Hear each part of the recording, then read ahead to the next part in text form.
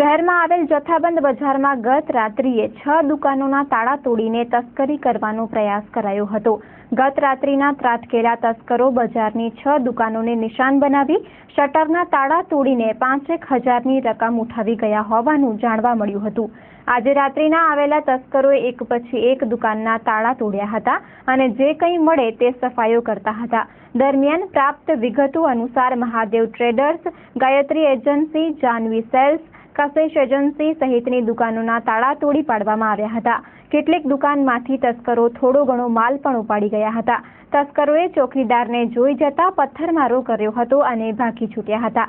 જથ્થાબંધ બજાર પર તસ્કરો નિશાન તાકી બેઠા હોય તેવું જોવા મળી રહ્યું છે, કેમ કે છેલ્લા 1-1.5 મહિનામાં જ લાખોની 2 મોટી ચોરીઓ થઈ છે, જેને લઈને બજારની સુરક્ષા વધારવા સીસીટીવી કેમેરા લગાડવાની કામગીરી ચાલુમાં છે। તે દરમિયાન તસ્કરોએ બજારને નિશાન બનાવી તસ્કરીના ઈરાદે આવ્યા હતા, પરંતુ મોટી મત્તા હાથ લાગી ન હતી।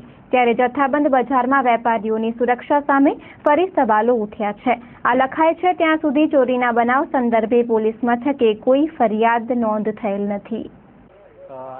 ગઈ રાત્રે 6 દુકાનના તાળા તૂટ્યા છે અને મારી દુકાનમાંથી લગભગ થોડો ઘણો માલ ગયો છે। સમથિંગ 5-6 હજાર જેવો ગયો છે, વધારે નથી ગયો।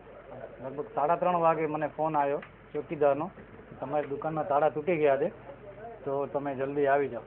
ચોકીદારે કોઈ જોયેલું નથી કે કોઈ આવે, તો એને તાળા અવાજ આવ્યો એટલે એ લોકો ચોર એ લોકો ભાગી ગયા છે અને કારણે મારી અવાજ બોલાવ્યો મને એને।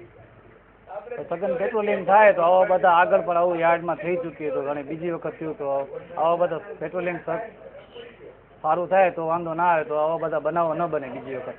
કાલે રાત્રે 2:30-3ની વચ્ચે 6 દુકાનની અંદર તાળા તૂટ્યા છે, જે પાછળ અમારી યાર્ડની પાછળની સાઈડ એજન્સી માર્કેટ કરીને આખી 28 કે 30 દુકાનો છે, એની અંદર 6 દુકાનના તાળા તૂટ્યા છે। મને અહીંયા જે આપણે ચોકીદાર આપણે જે ઠેકો આપેલો છે ગેટનો, એના ચોકીદારનો ફોન આવ્યો હતો મને રાતના 2:45 વાગે। આ તો એજન્સીની વસ્તુ છે એટલે એની અંદર બધી એક દુકાનેથી શેમ્પૂ ને ફિનાઇલ ને એવી બધી 2-3 આઈટમો એક નાનો થેલો ભરી લઈ ગયા એવું લાગે છે, દુકાનદારનું કેવું એમ છે।